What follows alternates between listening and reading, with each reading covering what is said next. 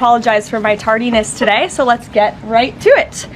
We'll begin today with some scheduling announcements for President Trump's upcoming trip to Asia.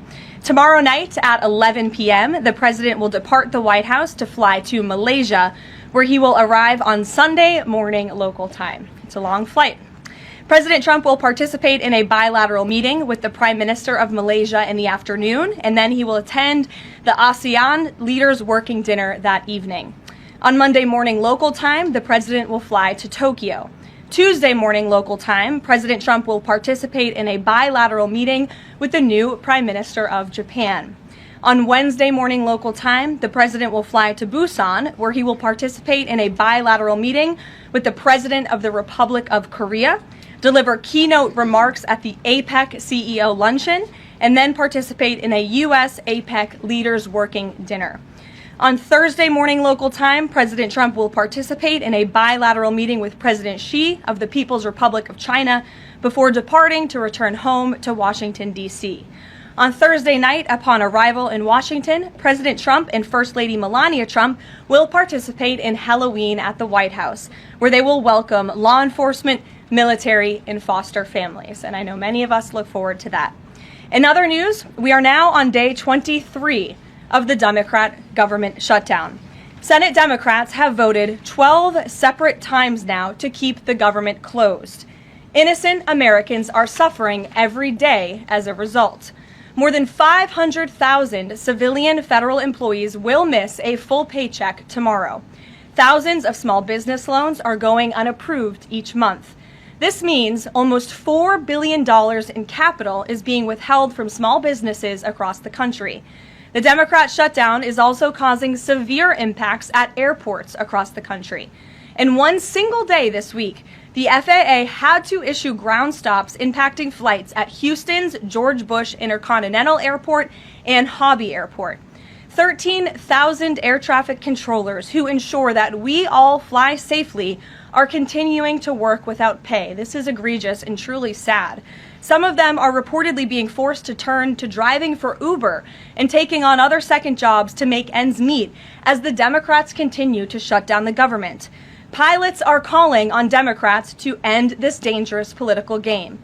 The president of the Southwest Airlines Pilot Association called for the clean continuing resolution to be passed, saying, quote, "Our air traffic controllers and the broader air traffic system are already operating under immense pressure. A government shutdown only compounds that stress and threatens the efficiency of our skies." The Airline Pilots Association International, which represents more than 80,000 pilots, is sounding the alarm as well. They said this shutdown is undermining our system's safety. Resources are stretched thin, negotiations are delayed, and strain grows daily. With the Thanksgiving holiday approaching, we are nearing the busiest travel period of the entire year, when millions of Americans will go to airports to spend time with their loved ones. Let us be very clear from the White House today. If the Democrats continue to keep the government closed, we fear there will be significant flight delays, disruptions, and cancellations in major airports across the country this holiday season. If Democrats continue to shut down the government, they will also be shutting down American air travel. The White House is in constant communication with the air traffic controllers, with the airline associations, and with them, we urge Democrats to please pass the continuing resolution so we can just end this madness and this chaos and reopen the government. These are very avoidable consequences. The unnecessary pain, unfortunately, does not end there. Funding for the Supplemental Nutrition Assistance Program known as SNAP, which provides food benefits to low-income families, is beginning to lapse this week in some states. If Democrats continue to hold Americans hostage, there will not be enough funds to provide SNAP benefits for more than 40 million Americans on November 1st. That is next week.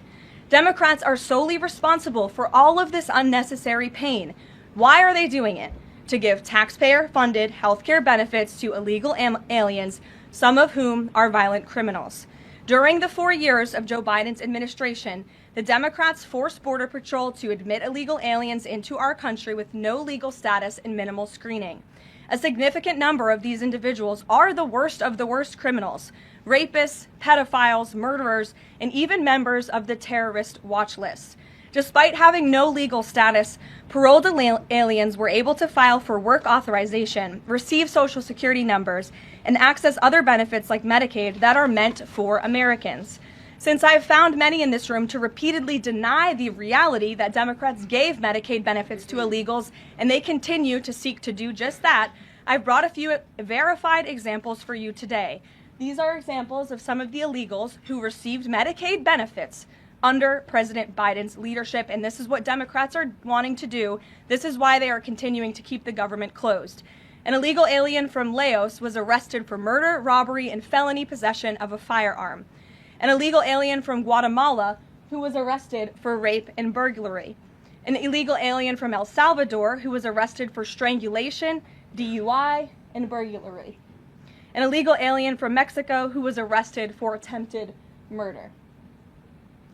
The Democrats' open border policies allowed these threats into our country, and then they provided them with free health care. The president and Republicans, through the One Big Beautiful Bill, implemented a common sense reform to end this fraudulent scheme. But that's why the Democrats are continuing to shut down the federal government. They are trying to reverse this and restore taxpayer-funded health care for illegal aliens like these.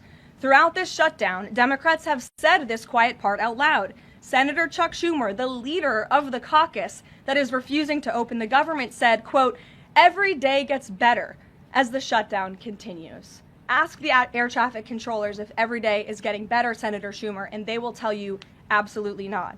House Democrat Catherine Clark said, "There are going to be families that are going to suffer. We take that responsibility seriously, but this is one of the few leverage points that we have." Here is a House Democrat who is admitting that they are using Americans who are suffering as political leverage. And Senator Bernie Sanders said, "If you reopen the government, we lose our leverage." This is pure partisan games. A senior Democrat aide said the party will not end the shutdown, quote, "short of planes falling out of the sky." That is truly a disturbing statement.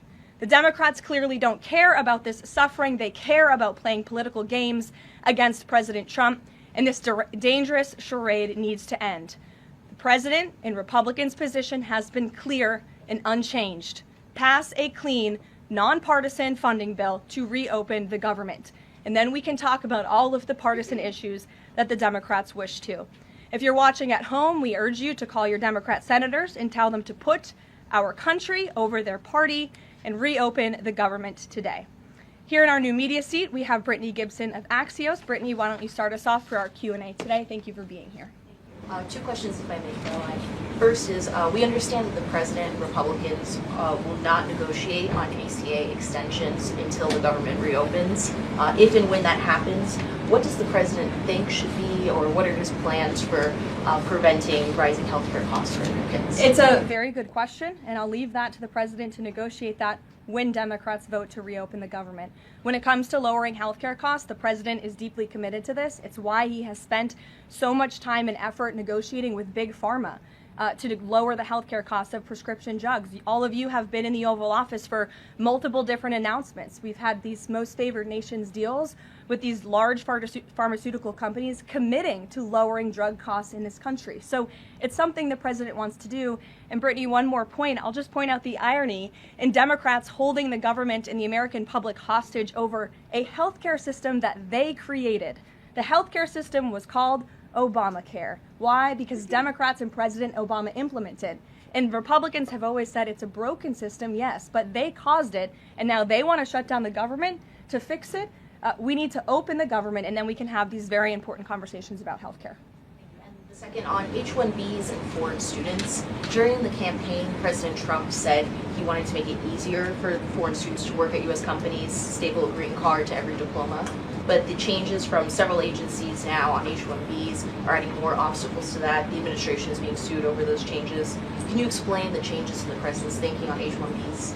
The administration will fight these lawsuits in court. The president's main priority has always been to put American workers first and also to strengthen our visa system. We know for far too long the H-1B visa system has been spammed with fraud, basically, and that's driven down American wages. So the president wants to refine this system, which is part of the reason he implemented these new policies. These actions are lawful, they are necessary, and we'll continue to fight this battle in court. Garrett.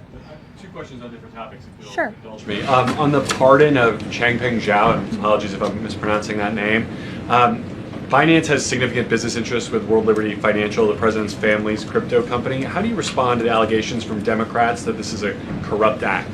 I would respond and say the president is exercising his constitutional authority to grant clemency requests. And the president and the White House have a very thorough examination of every pardon request that comes to the president's desk. It is thoroughly reviewed by the White House Counsel Office, and I spoke with our great White House counsel about the pardon after it happened. This was an overly prosecuted case by the Biden administration. Even the judge in the case admitted that the Biden administration was pursuing a egregious over-sentencing of this individual, and the previous administration was very hostile to the cryptocurrency industry. So the president wants to correct this overreach of the Biden administration's misjustice, and he exercised his constitutional authority to do so. And to the Democrats, I would just say there's nothing more corrupt than what President Biden did on his way out the door, pardoning his extremely corrupt son and many of his associates. On the ballroom, the first of which will probably be several questions about this today, I imagine. Is it a big story? It seems that way. The president's cost estimate has changed several times. I think it's up to $300 million now. Given the nature of all this, will the White House commit to releasing all of the donors and how much they're spending and how much of his own money the president is putting on the line to this? We have released the full list of donors thus far. Perhaps there will be more people who want to generously contribute to this project.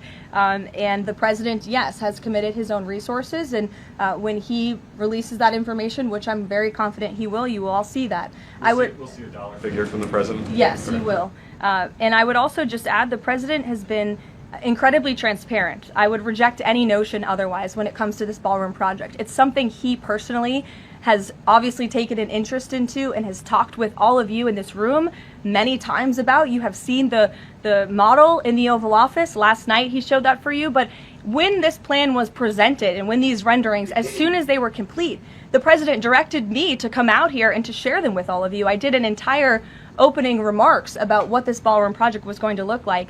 With any construction project, there are changes over time as you assess what the project is going to look like, and we'll continue to keep you apprised of all of those changes, but just trust the process. This is going to be a magnificent addition to the White House for many years to come, and it's not costing the taxpayers anything. The president is privately funding this ballroom addition to the White House grounds. Jennifer. To follow up on that, one thing that's not in the president's model is the East Wing bunker, the president's emergency operations center. Can you say if his update, that $300 million, does that include the cost for upgrading that bunker? Look, like any security enhancements that are made on the White House grounds, those will be made and maintained by United States Secret Service. As for the cost of the ballroom and the construction itself, all of that is going to be, like I've said, privately funded and paid for by the president himself and many generous patriots who have stepped up. Is included in that funding? Correct. Okay, and then can you say, well, that's all right, I'll skip that one. Thanks. We just. Thank you, Caroline. More ballroom questions. Okay. So the White House has explained that the reason you didn't submit construction plans to the NCPC is because that commission, along with others, don't have oversight over demolitions, but only over construction. And so far, you haven't built anything. So can you help us understand, can the president tear down anything he wants without oversight? Could he demolish this building or, say, the Jefferson Memorial? So it's not the president who came up with that legal opinion himself. That's a legal opinion that's been held by the NCPC for many years. It's written, so we can get you that background and that research if you wish to include it in your reporting, because it is very important. They have ruled consistently, their general counsel has said, when it comes to phase one of this project, the tearing down of the current East Wing structure, a submission is not required legally for that. Only for vertical construction will a submission be required, and that's a legal opinion from them, and we are following that legal opinion. And again, I would just add, can any president do such a thing to the White House grounds? There have been many presidents in the past who have made their mark on this beautiful White House complex. This briefing room, as you all know, was not once a briefing room. It was a swimming pool. There have been presidents who have completely torn down the executive mansion. If you look at what President Truman did, some of the photos of the construction project that took place in those years, I think sitting here today, we're all grateful for those efforts and the modifications that happened at that time. And again, in due time, the East Wing is going to be more beautiful and modern than ever before. And in addition, there will be a big, beautiful ballroom that can hold big parties and state visits for generations to come. So it sounds like the answer is yes, he can tear down whatever he wants. And then secondly, I mean, Ouija, that's not what we're saying. That's a legal opinion that's been held for many years. And interpreting it. No, it's something that presidents have done for years and years. In fact, I have some photos here. Thank you, Pat, to show you the construction that's taken place on the White House grounds. This is the construction of the West Wing in 1902. Look at this, the construction of the West Terrace in 1902. These images look quite similar to what you and the American people are seeing today, the construction of the East Terrace as well. Look at the construction of the West Wing expansion in 1934. So look, this is a legal opinion that's been held for many years. Look at, this is 1950. Yes, it looks a lot like what you were seeing today. Can he demolish anything he wants? What do you think that oversight? rubble is? How did that rubble get there? Right, so I'm asking, and then back to the donors. Go ahead, Reagan. Many of them are, Two Reagan, questions go for you, ahead. one on immigration and another on Venezuela. It's being reported that the semi-truck driver suspected of killing 3 people in a DUI crash is an illegal immigrant who came in under the Biden administration. Do you know if California gave him a commercial driver's license? And then it also appears that California largely has not been cooperating with English proficiency standards. I'm wondering if the administration has any further plans to punish the state.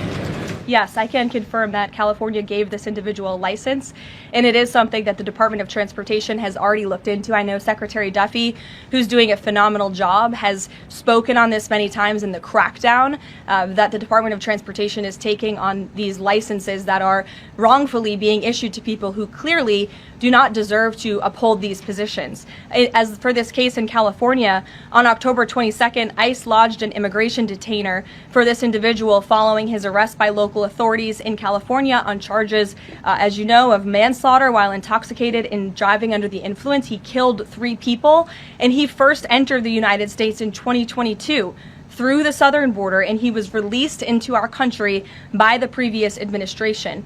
So now ICE has lodged a separate detainer for this individual, and these tragedies are following a disturbing pattern of these criminal illegal aliens being issued commercial vehicle licenses. And so yes, the Department of Transportation is absolutely cracking down on that. I defer you to them for any specifics. Venezuela, President Trump has said Maduro doesn't want to mess with the United States, and this administration is continuing to position more military assets towards Venezuela. I'm wondering if the end goal of this narco-terrorist war is to implement a regime change in Venezuela. The president has spoken on that, Reagan, and I certainly won't get ahead of him. What we've made very clear is that this administration is not going to tolerate international narco-terrorist organizations from trafficking drugs into the United States. And these cartels over time have grown more armed, well-organized, and violent. They have financial means, sophistication, and capabilities needed to operate in the way this administration has. And they have illegally caused the deaths of tens of thousands of American citizens each year. So that's where we are right now with respect to Venezuela, but also any country that is sending purposefully illegal narco-terrorists to the United States of America to bring illegal drugs. Why don't we go in the back? The U.S. and Colombia relationship right now is at one of its lowest points in decades. We heard what President Gustavo Petro had to say about President Trump. We heard yesterday the response from President Trump. Is there any kind of compromises or gestures from the Colombian president that President Trump would like to see in order to de-escalate the tensions? Is it possible a de-escalation? I don't think we're seeing de-escalation from the unhinged leader of Colombia right now, and I don't think the president, frankly, is interested in that at this point. He spoke on this yesterday, and I don't have anything to add to his comments. Go ahead. Yes. Thank you, Caroline. Thank you. In addition to the ballroom and the Rose Garden I'm going patio, into the back. Sorry. Go ahead. in addition to the ballroom and the Rose Garden patio, is the president looking at any other renovations or significant kind of projects here at the White House? Not to my knowledge, no. But he's a builder at heart, clearly.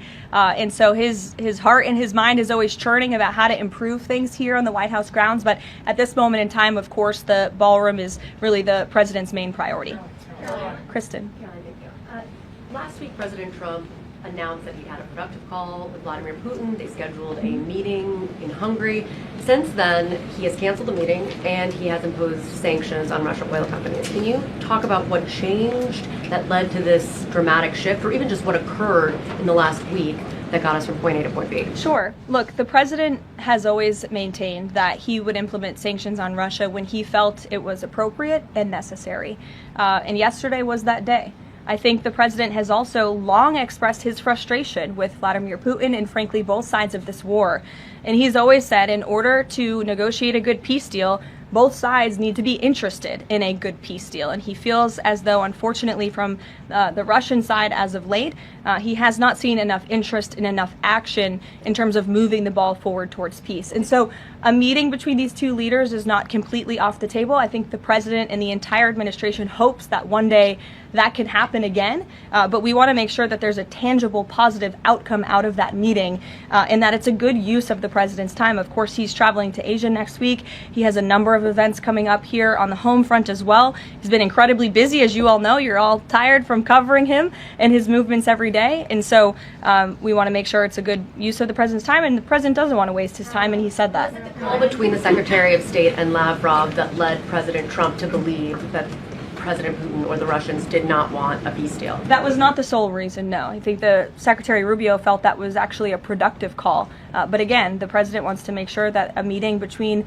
himself and President Putin will be a good use of his time. But what exactly led to President Trump not believing after his call on Thursday, where he said he did think he wanted peace and wanted a peace deal, to believing that Russians were not? Again, the president wants to see action, not just talk. And I think the president is extremely motivated by the success of his peace deal in the Middle East to get things done. And he wants this war to come to an end. He's been saying it now for 9 months being in office, and he's grown increasingly frustrated with the lack of progress from both sides of this war. Mary. For example. Two quick construction questions, if I can. You mentioned any construction project comes with changes. The president had initially said that this project wouldn't interfere with or touch the current structure. Now he says to do this properly, he realized that the East Wing had to be demolished. This is the people's house. Why not inform the public of that change and when it was decided that the East Wing would have to be demolished? Look, again, with any construction project, changes come, and we have informed all of you. We've been keeping you apprised of this project. We've shown you the renderings. And if you look at the renderings, it's very clear the East Wing was going to be modernized. Instead, in fact, I said that in the briefing when we initially introduced this plan to all of you and to the public. But the East is tearing down two different things. Well, again, the plans changed when the president heard counsel from the architects and the construction companies who said that in order for this East Wing to be modern and beautiful for many, many years to come, for it to be a truly strong and stable structure, this phase one that we're now in was necessary. And the president wants to do right by the people's house. And so that's exactly what he's doing. It's going to be, again, like I said, much more stable, strong, secure, and more beautiful than ever once it's complete. And the First Lady's offices, where will those be? The First Lady's offices, the Social Secretary's office? In the East Wing. They will be back where they were? Yes.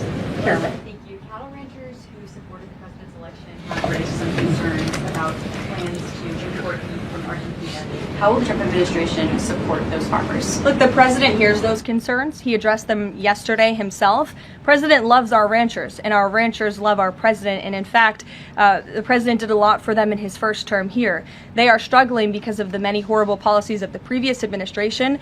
The president loves our ranchers, and he also loves American consumers, and he wants to do right by both. So the immediate solution to the problem of the rising cost of beef, the president wants to bring that down, is we have to increase our supply. And so that's what he's doing with respect to these imports. But the president also is looking out for our ranchers with a long-term plan that was released by the Secretary of Agriculture yesterday. It's a 3-part plan. It's very extensive and detailed. I would encourage all of you to read through it. But there's really 3 points to this plan that the president has agreed upon and has entrusted Secretary Rollins to implement. Number 1, strengthening U.S. cattle production through increased grazing access, endangered species reforms, enhanced disaster relief, increased access to capital, and reducing costs for new and young ranchers. We want to incentivize more Americans to get into this noble profession. Lowering long-term costs by cutting inspection costs, increasing market options for consumers with product of USA labeling, and ensuring consumers know that they are eating American beef. It's a good incentive for the American consumer. And lastly, growing the domestic herd while boosting long-term demand to reduce prices for consumers while growing the markets for our ranchers. So President hears them. He has to address both of these problems for the ranchers, but also for the American consumer. He promised to lower costs, and that's what he's committed to doing. Karoline, thank you. Two questions not on the ballroom. The first is, there's a Democrat in Texas who's actually running for Congress who said last night during an interview when talking about fighting Republicans and this administration, quote, "If you hit me in my face, I'm not going to punch you back in your face. I'm going to go across your neck." This has obviously really upset those folks over at Turning Point USA after the Charlie Kirk assassination. Just your response to that kind of rhetoric. It's very jarring rhetoric, and I think it's very unacceptable. I hope the people of Texas will do the right thing and reject this person's candidacy. It should have no place in American politics. And then just a quick second question on oversight Democrats that are saying that they're creating this master ICE tracker, basically tracking all ICE activity. We've seen the protests in New York just yesterday. Homeland Security is saying that this sounds like obstruction of justice. What do you say? Again, this is actively putting the lives of our ICE agents at risk. We've seen media outlets, in fact, in this room, also write stories about ICE tracker apps that Democrats and other left-wing activists have created to track the location of ICE agents on the ground in our communities. Again, I've said this repeatedly, and I will continue to say it. The men and women of ICE are outstanding people. I wish a Democrat on Capitol Hill would actually have the courage or the guts to stand up to their party and sit down with some of these men and women who are doing this incredibly difficult job of enforcing our federal immigration laws. They are, again, simply trying to enforce the law and do their jobs. And if Democrats spent a little bit more time understanding that and also focusing on the people who they are trying to get out of our country every single day. As I spoke about earlier, 3 innocent people in California are dead because an illegal alien who Democrats let into this country was wrongfully issued a trucker's driving license and clearly was not fit for the job because he was driving intoxicated and killed 3 innocent people. Democrats should focus a little bit more on that. Stop trying to fight this president and this administration on every turn and restore law and order. That's all that we and these brave men and women of ICE are trying to do. Mary. Thanks, Caroline. I have 2 questions, one on San Francisco and one on the No Kings protesters. On San Francisco, the president said that he had a call with the mayor and he was planning on surging there, but now because the mayor really wants to fix it up himself, they're going to do that. Is this what Trump hopes happens in pretty much every city? The president hopes, and I've said this so many times, and I think the president's conversation with the San Francisco mayor last night and his statement today prove the president is willing to work with anyone across the aisle, across the country, to do the right thing and clean up America's cities. He is genuinely interested in this effort to make our streets safer, to make our cities safe and clean again. And he heard from the mayor last night who told him that he is going to earnestly try to make his city better on his own. The president heard him out. He said, okay, I'll give you a chance. We'll be watching, and if you need us, we are here. And if I feel as though you continue to fail your citizens, the federal government may have to step in. But we'll continue to watch San Francisco, and that law enforcement operation has now been paused. Thank you. And then on the No Kings protesters, I saw videos of people explicitly calling for violence against Stephen Miller, against the president, shirts saying we don't have enough assassins, calling for more political violence. Does the president want to see arrests here, and are we going to see arrests of these types of explicit calls to violence? I would think myself, the president, and everyone here at the White House certainly hopes that anyone who is making violent and illegal threats in that way against public officials will be arrested and prosecuted. Sure. Thank you. 2 questions. Would the president support the Senate ending the legislative filibuster to end the shutdown? This is something I haven't heard the president talk about much, so I don't want to speak on him for it. I'll let him answer that question himself. And do you have an update on the NASA administrator nominee? Do you plan to nominate anyone soon? Or does the president nominate anyone soon? Sorry. I'll leave that to the president himself. He'll make a decision in due time, and when he does, you will hear directly from him, as you always do. Back, we'll give our friends in the back a chance. Yes. As you mentioned at the top of the briefing, USDA has warned that it will run out of funds to pay full SNAP benefits next month if the shutdown continues. Senator Hawley is floating a bill that would ensure SNAP benefits are continued to pay during the shutdown. Would the president support such a move? And you also announced that the administration was using tariff revenue to keep WIC going during the shutdown. How long will that last? And is anything similar being considered for SNAP? Yes, the administration would absolutely support that legislation. We hope that it would come over the finish line, but the bill that will get everyone paid and put everyone back to work is the clean continuing resolution. That's what the president and Republicans want to see. Ed, go ahead, Ed. Thanks, Caroline. On the Russian sanctions again, how much pressure do you think the sanctioning these two Russian companies actually puts on President Putin? Because the last administration sanctioned two other oil companies. So how much economic pressure is this really? A lot. If you read the sanctions and look at them, they're pretty hefty. And I saw some international news out of China this morning that they're scaling back oil purchases from Russia. We know India has done the same at the request of the president. The president has also pushed European countries, our allies, to please stop their purchases of Russian oil as well. So it's full court press for sure. And we expect that these sanctions are going to do harm, as the Secretary of Treasury said yesterday. Could there be more? Is this just the first step, or could there be more sanctions? I'll leave that to the president to decide. Sure. Or heard the NBA gambling, involved in the gambling issue there. Does the president gamble? What does he think about that? You know, I'm not sure. I don't think he does. I've been with him quite some time and I have not seen him gamble before. I don't think he's a big gambler, but you can ask him yourself next time you have a chance to, Ed. Go ahead. Thank you, Caroline. Got two Hi, quick Jake, questions. and then we'll go to you. Thank you. Okay. You're welcome. Two quick questions. Back to the ballroom. It is a very spectacular ballroom according Thank to the you. renderings, and if it's half as nice as the one in Mar-a-Lago, then future presidents are really going to appreciate it. They will. Thank you, Jake. First of all, is there like an official name? Like, are we calling it the Trump Ballroom, or does the president have a vision for what the name for the ballroom is going to be? There will be an official name. I will let the president announce that once he firmly decides on it. Question is, looking at these renderings, and it kind of got me thinking, he's likely going to go down as the greatest builder of this era, and you've been in on a lot of those meetings with him. Has, to your knowledge, has the subject of rebuilding the Holy Temple in Jerusalem come up? It has not. No. It has not. I don't. I'm sorry, Jake. Go ahead. Caroline, on the CZ pardon, could this clear the way for Binance to resume U.S. operations? I won't get ahead of that. That's something for Treasury or the Departments of Commerce to comment on, so you're welcome to ask them. And then one follow-up question. Any more details on the president's Walter Reed visit? The readout from his doctor mentioned advanced imaging. What procedure was he referring to? Advanced imaging is something that presidents receive and people receive when they go to the doctor, and so we provide a detailed readout of that physical, and I would encourage you back to that. Presidents and I don't know the exact imaging that took place, but as the physician's note said, the president is in incredibly good shape, and I think that's evidenced here every single day. Danny. Thanks, Caroline. Back to the ballroom, I'm afraid. I just wanted to ask, because in July the White House said that it would cost $200 million. Yesterday the president said $300 million.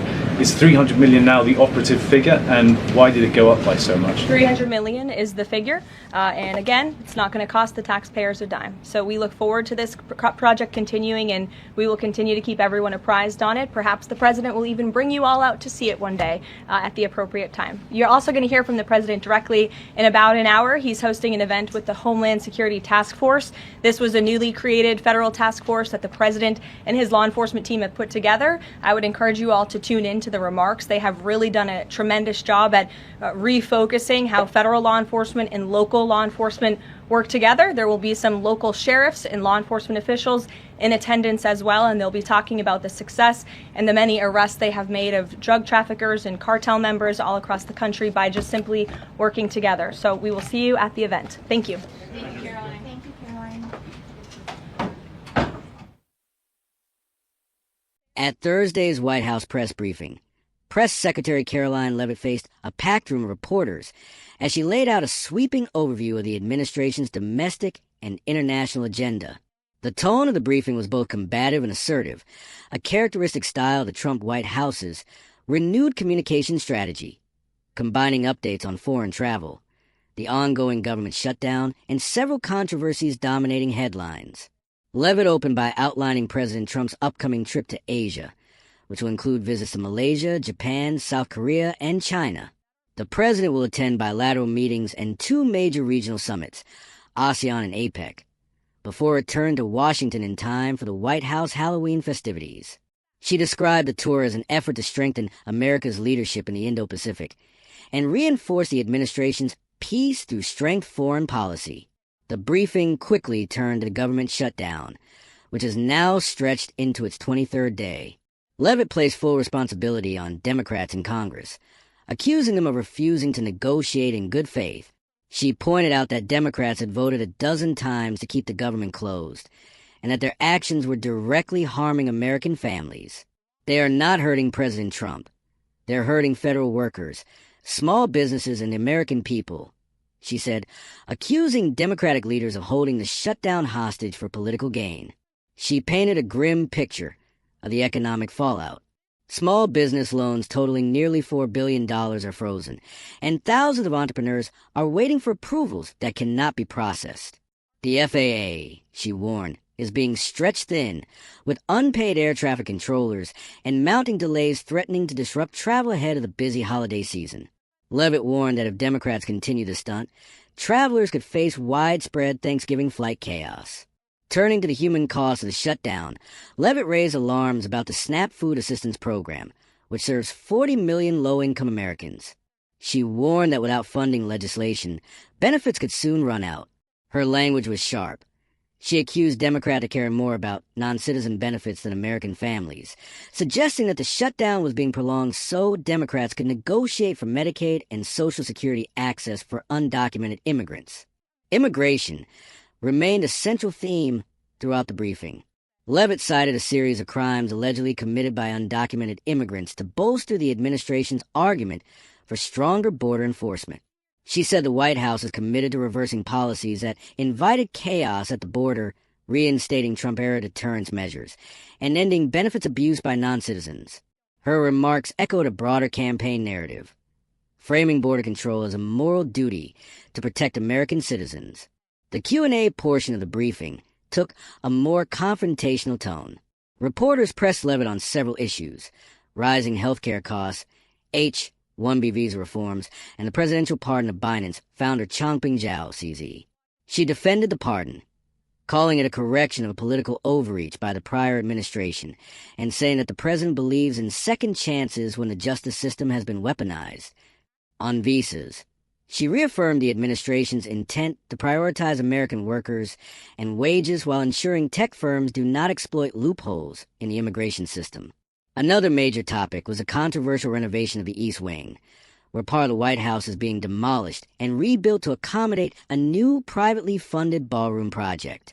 Leavitt said the $300 million construction effort, backed entirely by private donors, is lawful and in line with historic precedents. She reminded reporters that President Truman's 1949 renovation involved similar work and stressed that no taxpayer money is being used. It's a symbol of American excellence and craftsmanship, she said, framing the ballroom as a legacy project for official state events and foreign dignitary receptions. The conversation turned to law enforcement and state accountability, as Leavitt confirmed that a California-issued commercial driver's license was given to an undocumented immigrant who caused a fatal DUI crash. She said the administration is reviewing state-level licensing policies that enable such outcomes. Leavitt also linked narcotics issues to Venezuelan and Colombian cartels, describing them as narco-terrorist networks responsible for trafficking fentanyl and destabilizing border regions. When asked about rising beef prices and imports from Argentina, Leavitt outlined a 3-point plan to support American ranchers. This includes cutting import dependence, boosting domestic meatpacking capacity, and providing temporary relief for small producers affected by inflation. She also condemned the Texas Democratic officials' violent remarks about ICE agents, calling them un-American and demanding accountability from the state's party leadership. On foreign policy, Leavitt announced new sanctions on Russian oil firms, accusing Moscow of refusing to engage in genuine peace talks. The president, she confirmed, had canceled his meeting with Vladimir Putin, saying it was not the right time. Despite the cancellation, the White House reaffirmed its commitment to a strong but stable relationship with Russia. Leavitt closed the briefing on a lighter note, reporting that President Trump's recent Walter Reed medical checkup found him in excellent health. She previewed the president's upcoming Homeland Security event, where new data on cartel arrests and gang dismantlements will be presented. Throughout the session, Leavitt projected confidence and discipline, blending campaign-style rhetoric with procedural updates. Her remarks underscored the administration's key narrative, that the White House is delivering on security, sovereignty, and economic stability, while Democrats, in their view, obstruct progress for partisan purposes. The briefing was a sharp reflection of the administration's current strategy, unapologetic, media-savvy, and distinctly Trumpian in tone.